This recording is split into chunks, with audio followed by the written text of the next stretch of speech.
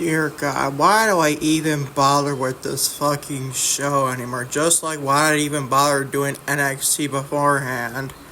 Before I quickly stopped doing that, to say the least. What is going on, everybody? Welcome to another episode of Lucas E. Allen Productions on YouTube and all audio platforms. The Lucas E. Allen Show, with your AEW Dynamite September 10th, 2025 review. Today Monday, September 15th of 2025. Your second upload today, by the way. You missed today's podcast of Lucas E. Allen Productions. Go check it out. Upload about for an hour, about half before the time of this recording. And my God, man, this show for AEW Dynamite this week, fucking boring. Not good stuff whatsoever from good old Toni fucking Khan. What is this show? You wonder why you're in the 400,000 ranges in this, not this week, but the week previous for Dynamite. We put on shows like we saw on Wednesday night. You wonder why. This show was fucking boring. I couldn't believe what the fuck I was watching. What the fuck are we doing, man? It's not how the fuck we're supposed to be doing wrestling for the AEW in 2025. Then again, it does it by itself. And you're a fucking bike outside my house! I'm not in the mood, man. Not in the fucking mood.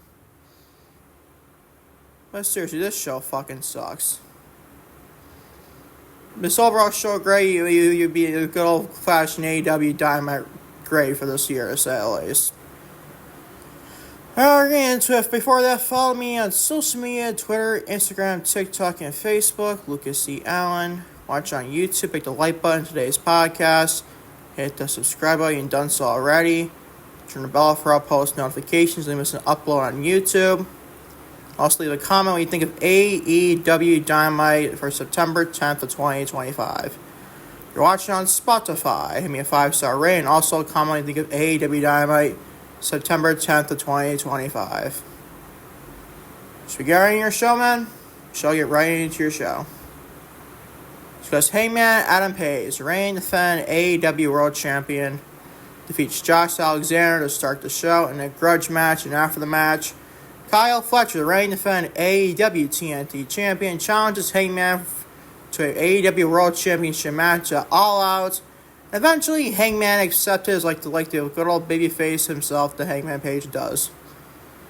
I liked the match. Other than that, I didn't care. I don't mind Kyle Fletcher getting a shot at the world title. If he wasn't TNT Champion, he's just going to take an automatic loss. He ain't going to beat Hangman at all. I'll be shocked shitless if he beats Hangman. Nor should that be happening. Like, damn, what the fuck are we doing here? Making your titles look even less prestigious. Having the TNT champion go against the world champion. Because you have no challengers for fucking Hangman. Whose fault is that, Toni Khan? That's you! Not Hangman, not Fletcher, it's you! Now, granted, Wardlow got injured. He was probably the next shot against Hangman. Not great whatsoever, anyways. Because Wardlow would have lost then, too.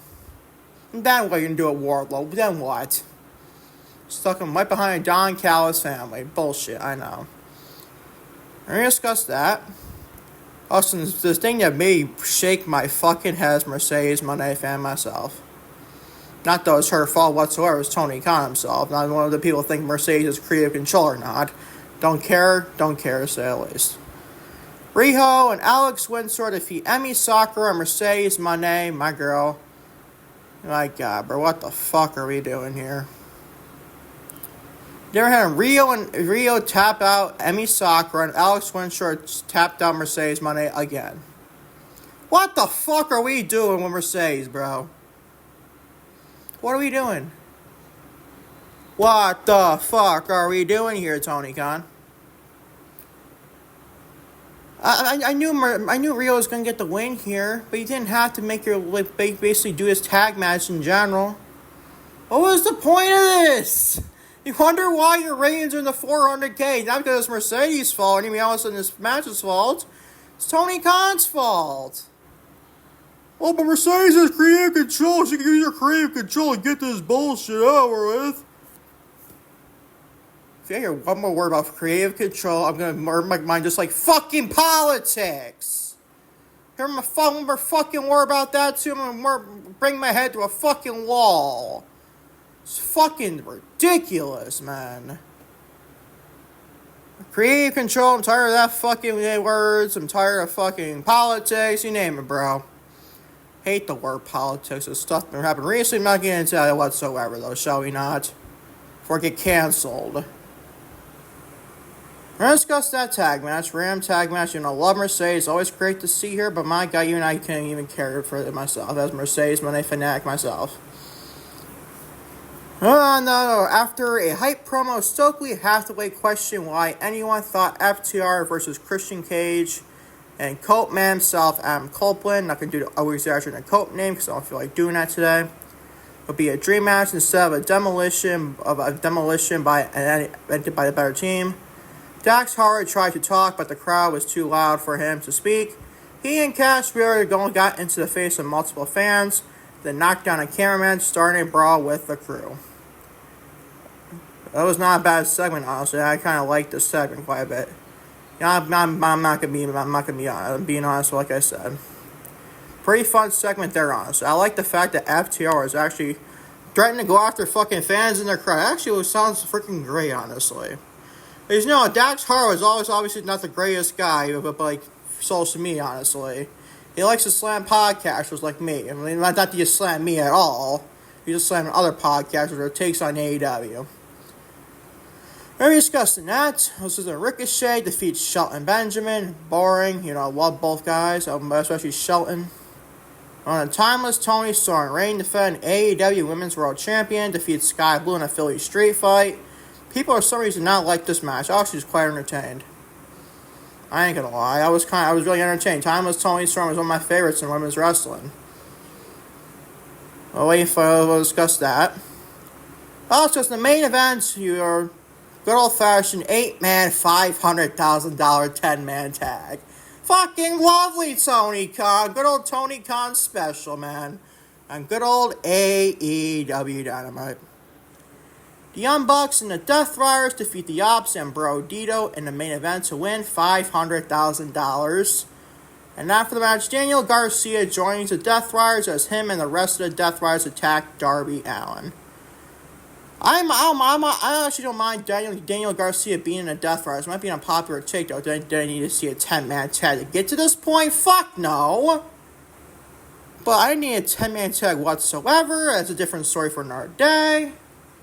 But still, man, it is what it is. I actually don't mind Daniel Garcia being a Death Riders. I'm not too big on Daniel Garcia at all.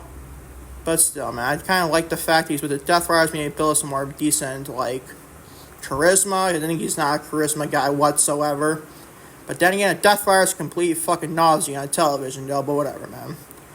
We're going to discuss this all in today's podcast. Glad you're joining maybe as always on today's this week's AEW Dynamite for September 10th, 2025 review. I'm Lucas E. on YouTube and all audio platforms of Lucas E. Allen Show. On today's podcast. Okay, now I'm inside my soundproof studio after I was started the whole review. Out in my non-soundproof studio, to say the least. But starting with, anyways, you guessed it, Hangman Adam Page, the reigning defend AEW World Champion. Defeats Josh Alexander to start the show in a grudge match. Yeah, whatever the fuck that means, a fucking grudge match, man. Don't know what the fuck that means, nor do I even want to know, but Tony Khan comes up with his in his sleep with matches like this, man. And after the match, Kyle Fletcher, the reigning defend AEW TNT Champion, challenges Hangman to the major voice crack, go figure. Challenges Hangman to an AEW World Championship match at All Out, and after some thinking, eventually Hangman accepted. Always good professional wrestlers, Hangman Page and also Josh Alexander, but do I fucking care? Absolutely not. This could be a match on paper, but may have at least a B-level pay-per-view for AEW for the world title. What the fuck is starting off fucking random episode of Dynamite? What the fuck are we doing here, Tony Khan?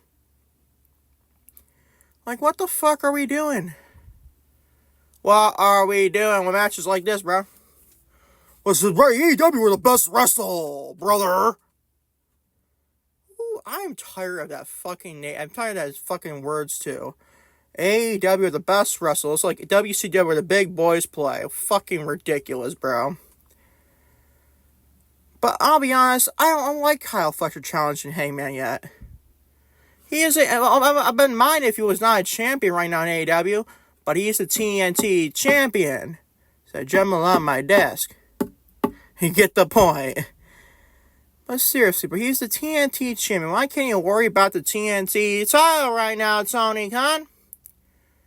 Why is he just give this man another world championship match? Also because you have no other challengers for Hangman Page. Just like all of your champions, Tony Khan. Like, come on, man. Make us some fucking storylines involved. What the fuck are we doing? Can't Josh Alexander challenge that Hangman for the world title at All Out? As long as you develop some sort of story, make me care about Josh Alexander challenging Hangman Page. He didn't do shit. And now he's throwing Kyle Fletcher in the match with Hangman. Ultimately for him to lose as TNT champion. How the fuck does that make any sense, bro? I don't get it. Match is good. As you can tell, Hangman Page and Josh Alexander are great professional wrestlers. But I already fucking knew that before this match happened, Tony Khan. Don't need this match to start your show and ultimately get the fucking Kyle Fletcher challenging Hangman for All Out. B- is your grade. But you know, there's something worse on the show. It's by far the worst thing on the show. And I hate seeing this as a Mercedes Money fanatic myself. Riho and Alex Windsor defeat and tap out Emi Sakura. Riho tapped out Emi to the official victory here. And Alex Windsor locked in another sharpshooter Mercedes, and Mercedes is tapping out too. What the fuck are we doing with Mercedes, bro? I know she didn't technically take the loss here, and trust me, I don't mind. I actually like it, obviously. But what the fuck are we doing? Having Alex Windsor basically fucking like tapping out Mercedes every fucking week, it feels like. Minus last week, Mercedes defeated Alex from winning the TBS title. I don't know what the fuck we're doing here, but I don't like it. Oh, you like it? Don't watch it then. Well, fuck you for watching me then, dipshit. This thing you said shit to me, I'm gonna say it back to you, dumbass. Like, seriously, what the fuck are we doing, bro? I love Mercedes, man. My favorite professional fucking wrestler in all America. Male or female, by the way. Big supporter of her. But even I can't defend this bullshit. Even I can't. I can't defend this. How are you supposed to make me defend this? Well, because I love Mercedes? If anything, even going harder because I love Mercedes. I know what she's capable of. And telling stories. Look at her match in NXT with Bayley. That was Daniel just know about the match. Look at the story around it. Made it so fucking epic. The match that came in Brooklyn. Just stuff like that. Doesn't have to be just like that, but at least some semblance of that. Something! I'm begging you, Tony Khan! Something like it. Give me something to care about Mercedes for. I like the 9 belts gimmick, soon to be 10 belts. I'll be honest, I love it. Might be an unpopular take. But you gotta at least be able to develop a story around it. This man's doing nothing with it. You got gold in your hands, no pun intended, 9 belts, but still, or 9 gold, whatever you want to fucking name it. You got gold with Mercedes, and what the fuck are you doing with her? You have her tap out to Alex Windsor every fucking week, even non-legal or not. The fuck are we doing, bro? Develop fucking stories with Mercedes Money. And Toni Storm, for that matter, both the women's champions. My God, what is he going to throw with Mercedes and Toni another title match? Please don't do that. Please, I am begging you. Do not do that, Mercedes. I'm a fan of myself. Don't do that! Have those two in separate feuds right now. Don't fucking do part 2 right now. Be too soon for that. Have those two do their own things on their own. But what are we going to do? They have nothing for even Toni or Mercedes. The fuck are we doing? Fix that, Tony Khan. You got the talent on your roster. Use it! Oh my god, how many times did I fucking say it on the podcast, man? And by the way, I forgot the open segment grade. I gave it a B- to Hangman Page and Josh Alexander. It was a B-. And now this is by far even worse. And I love Mercedes to death. I love her to death, bro. Pains my soul to give her a segment with this or a match for this a grade. This gets a D fucking plus. Man, oh man, oh man. What am I supposed to do, boys and girls? What more do I need to do? I have to steal the paper from Tony Khan and make my own creative control? And Mercedes Moné's creative control's controlling this. No, it's Tony Khan's creative control, you fucking idiot. If Mercedes had creative control, she wouldn't be in bullshit tag matches like this. She really wouldn't if she had creative control. Stop with the bullshit. Stop with the bullshit. This gets a D+, so what else you want me to say other than that? D+, and it pains my soul to give for Mercedes Moné fan myself. But it is what it is. Thankfully, it somehow gets a little bit better from here the rest of the show. Even though it's not perfect, obviously. By far from not perfect. After a hype video, Stokely Hathaway questioned why anyone thought FTR, Dax Harwood, and Cash Wheeler versus Christian Cage and Adam Copeland would be a dream match instead of a demolition by the better team. Dax Harwood tried to talk, but the crowd was too loud for him to speak. He and Cash Wheeler got in the face of multiple fans and then knocked down a cameraman, starting a brawl with the crew. I didn't mind this segment. I didn't mind it whatsoever. See, if you got better stuff on television, I don't mind this even better for a filler segment. Stuff like this actually quite interests me. But for a show, it's all fucking filler and just not great filler whatsoever. And meaningless shit. I cannot care for stuff like this. But I actually did like this. But would it develop in the long term? No, probably not. Again, Christian Cage and Adam Copeland taking on FTR all out. Should have been the fucking first match from the jump for Copeland and Christian Cage as a tag team back. But no, you had to waste that for Kip Sabian and fucking Killswitch at Forbidden Door. Why? Oh, fucking why for that? But it is what it is. At least you got something good here on some of the show. This gets a B, like I said. Not a bad segment whatsoever. I kind of like this, honestly, for a tiny bit of filler. But then again, what the fuck kind of filler are we getting? Thing that they day-to-day basis with AEW. Not great. We need better stuff. And this, not to say this segment was bad, but we need better stuff on the show to take this filler. This gets a B, though. Time for best grind of the show, by the way. Moving on to Ricochet. More filler. Defeats Shelton Benjamin. I don't like to put in this grade, but I have no choice. A C+. Okay, match. What the fuck are we doing here? Why am I supposed to care? Seriously, how am I supposed to care for this? I'm generally asking, how am I supposed to fucking care here, Tony Khan? This show, man.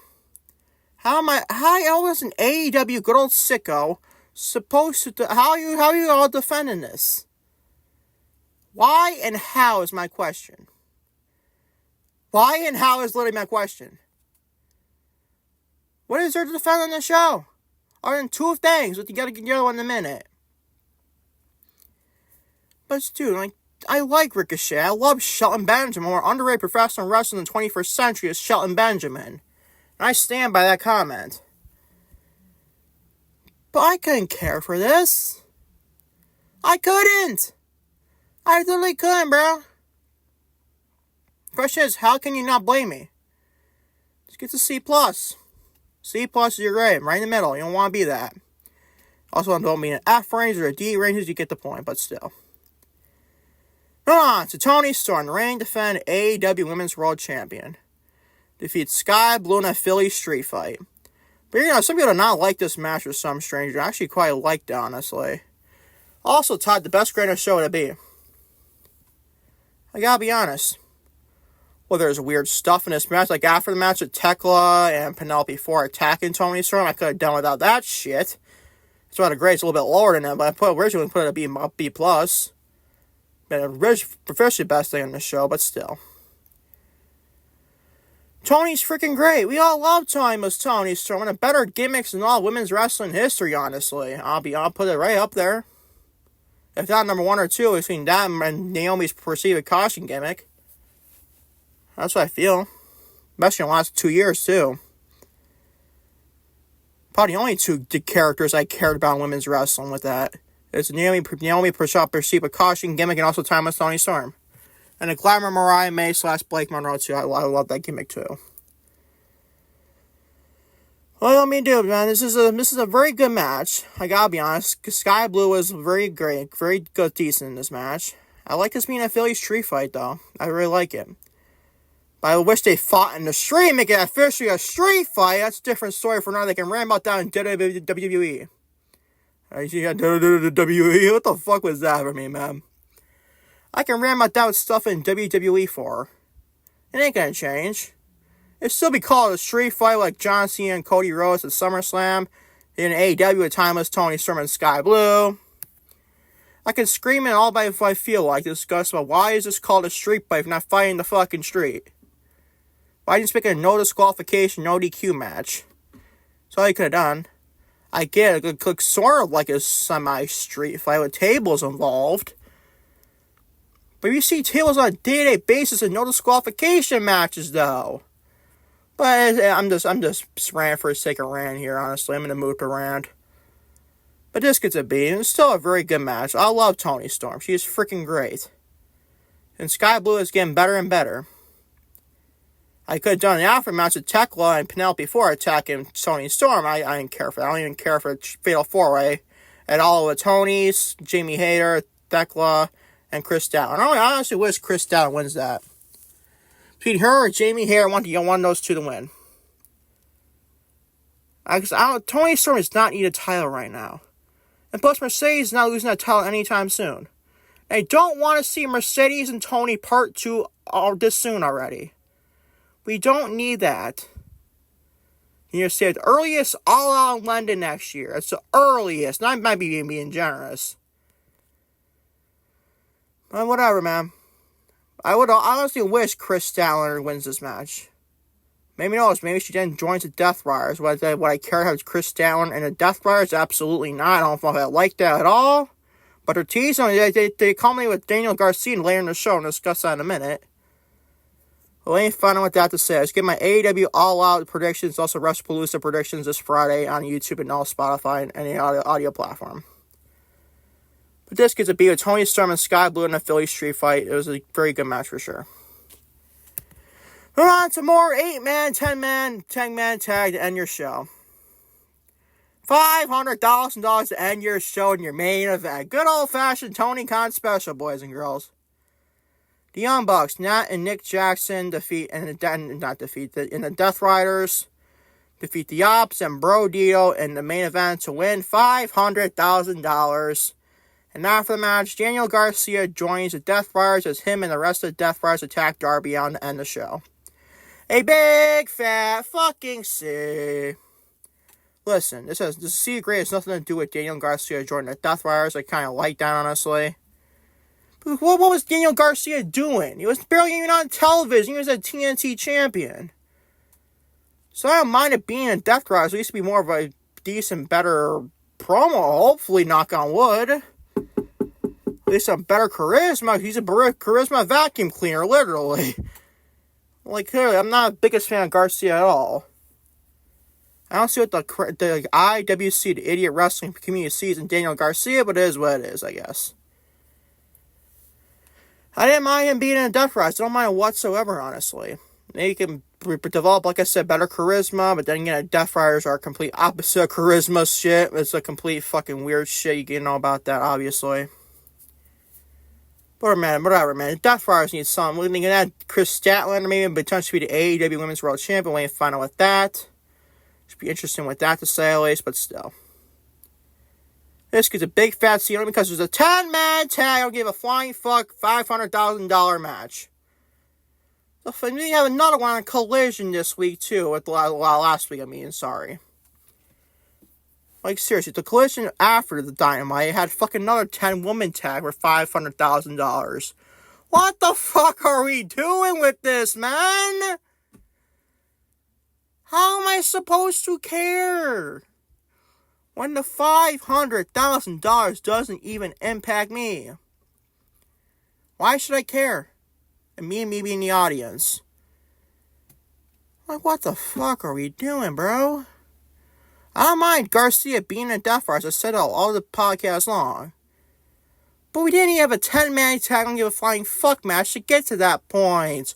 We really didn't. It's just a big fat C because of that. It ruined the fucking way you had Garcia introduced to the Death Riders, by the way. As for your Rush Show for AEW Dynamite September 10th of 2025 is a C+. Not a great show whatsoever from Tony Khan and All Elite Wrestling AEW. That is your AEW Dynamite September 10th, 2025 review on Lucas E. Productions on YouTube and all audio platforms of Lucas E. Allen Show. Thank you all for watching Lucas E. Allen Productions on YouTube and all audio platforms of Lucas E. Allen Show with your AEW Dynamite September 10th, 2025 review. See Monday, September 15th, 2025 as well. I know I'm going head-to-head with Tampa Bay Buccaneers and Houston Texans for Monday Night Football as a first doubleheader. And I'm also going to have a Monday Night Raw this week, too, for September 15th of 2025. Alright, starting at 7:18 p.m. Eastern Standard Time in the East Coast of Syracuse, New York, obviously. So obviously going head-to-head with those two shows, to say the least. But it is what it is. I don't fucking care, to say the least. Raw looked boring, and on paper, I discussed in the preview of this podcast today. Go check it out in all seriousness, to say the least.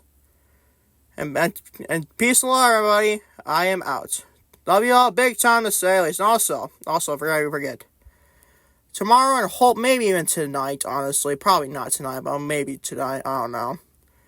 I'll have more, dedicated, lists, or whatever you want to name it. Football or basketball, honestly. We're going to discuss the NBA season are upon us, man.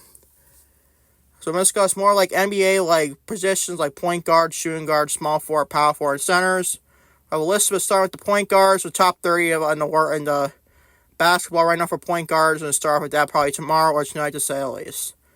So until next time, and trust me, definitely be next time, alright? Peace, love, right? I am out. Take care. Love you all big time, to say the least.